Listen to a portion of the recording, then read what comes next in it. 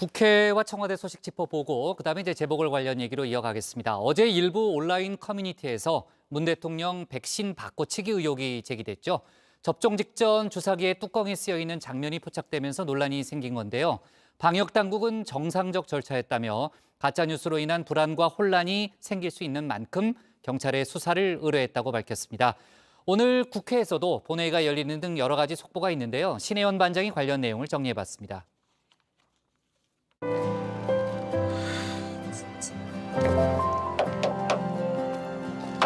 진짜 이렇게 되는 일이 없어. 알잖아, 나 지금 취업 준비 중인 거. 이제 막 일 끝내고 와가지고 집에 가면은 토익 공부도 해야 되고 원서도 내고 자소서도 써야 되고. 아니, 할 일이 천진데. 영어 면접 준비해 왔죠? 네. 그럼 뭐 자기소개 같은 뻔한 거 말고 지금 생각나는 대로 육상 선수 시절 에피소드 재미난 거 하나 들려줘봐요.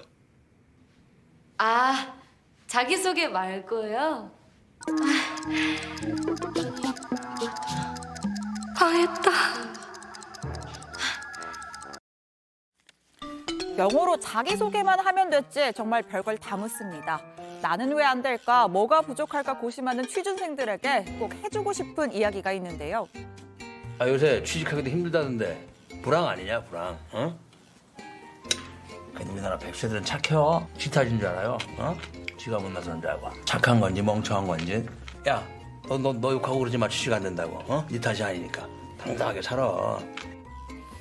네, 내 탓 아니니까 괜히 자존감 잃지 말고 상처받지 말고 힘내십시오. 대한민국의 모든 취준생을 응원합니다. 지난해부터 취업시장 정말 가혹했죠. 가뜩이나 안 좋은데 코로나라는 대형 악재가 겹치면서 얼어붙다 못해 아주 북극입니다. 지난달 실업자 중 최근 1년 이내에 실업자가 된 사람은 무려 100만 명에 육박했습니다. 1년 전과 비교해 22.3%나 늘었는데요. 취업자의 전년 동월 대비 증감을 보면 30대에서 27만 3천 명, 20대에서 25만 5천 명, 40대에서 21만 명, 50대에서 17만 명 등 모든 연령계층에서 감소하였습니다. 고용률도 20대, 30대, 60세 이상 등 모든 연령계층에서 하락하였습니다. 구직 기간별로는 기간이 3개월 미만인 실업자가 82만 명, 60.6%로 가장 큰 비중을 차지했고요.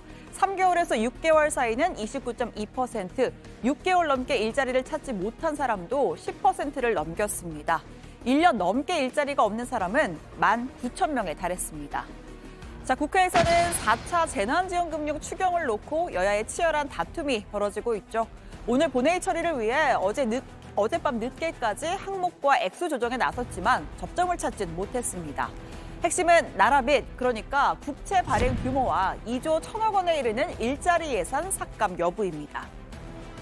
좋은 일자리, 나쁜 일자리 따질 계제가 아닙니다.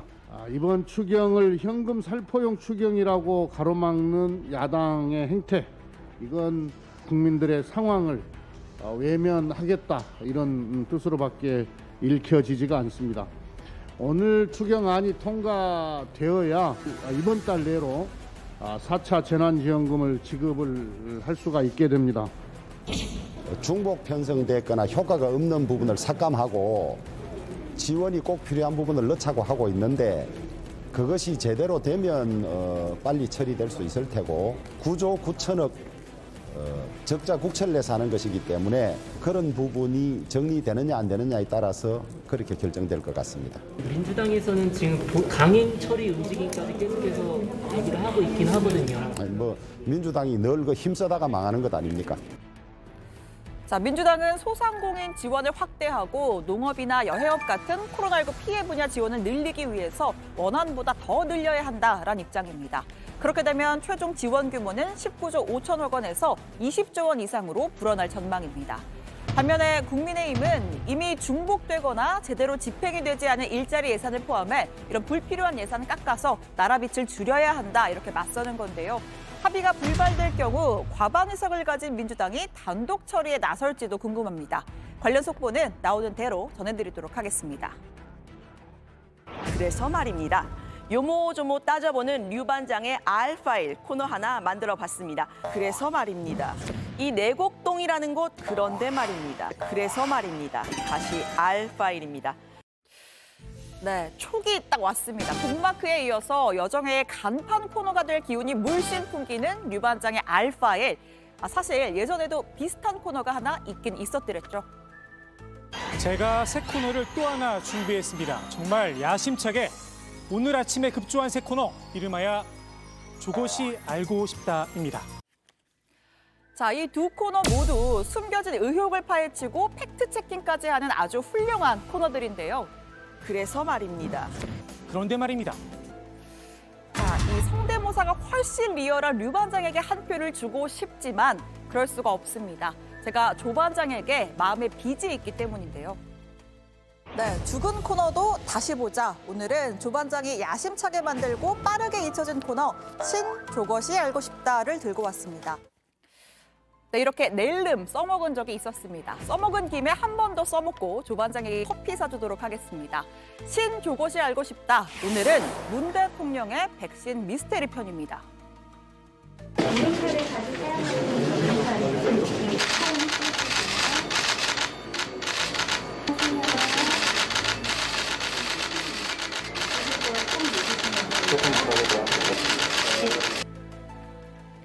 어제 문 대통령 부부는 서울 종로구 보건소에서 아스트라제네카 백신을 접종했습니다.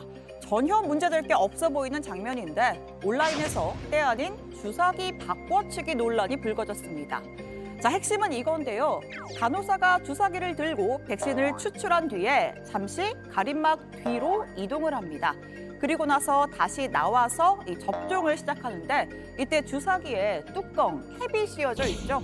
자, 이에 일부 누리꾼들은 주사기를 바꿔치기 했다, 아스트라제네카를 화이자로 바꾼 것 아니냐 등의 의혹을 제기한 겁니다. 자, 무슨 구한말도 아니고 2021년에 대통령이 카메라 앞에서 전 국민을 속인다? 그게 가능한 일인지는 모르겠습니다만 어쨌든 여러모로 팩트체크를 좀 해봤습니다. 일단 이 캡을 덮는 행위 자체가 일반적인 의료 행위라면 논란일 필요 자체가 없는 거겠죠.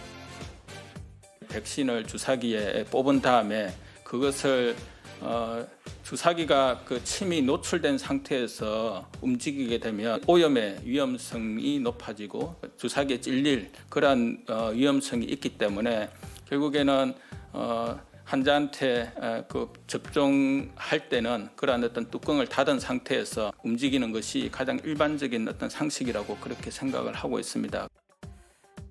일반인들은 이 뚜껑, 캡을 씌우지 않은 상태에서 맞았다라는 지적도 있어서 더 한번 찾아봤습니다. 자, 지금 보시는 이분 서울 노원구의 1호 백신 접종자 61살 이경순 씨인데요. 자, 이때는 가림막이 없이 백신을 주입한 후에 뚜껑이 없는 채로 곧장 접종이 이루어졌습니다. 자, 반대로 지금 보시는 건 지난 4월 서울대병원 의료진 접종 장면입니다. 자, 보시면 이 손에 간호사의 손에 주사기와 캡 뚜껑이 함께 들려 있습니다. 자, 그 다음에 백신을 맞는 여성분도 이 캡 뚜껑을 딴 주사기로 접종을 했고요. 그러니까 백신의 추출 시점과 현장 상황에 따라 캡을 씌울지 여부를 결정하는 것으로 보입니다. 종로구 보건소 측도 보통 접종 때에는 옆에 앉아서 바로바로 맞히면 되는데 당일에는 카메라도 있고 또 VIP 보다 보니 동선이 길어져서 오염 방지를 위해서 뚜껑을 닫은 것이다. 자연스러운 절차일 뿐이다 라고 설명을 했습니다. 질병관리청은 주사기 바꿔치기 허위 글에 접종 불안과 혼란을 야기할 수 있다면서 수사 의뢰를 했고 경찰은 즉각 내사에 착수했습니다. 오늘 청와대 발제 이렇게 정리하겠습니다. 대통령 주사 바꿔치기, 오염 방지 위한 것, 허위 글은 내사 착수입니다.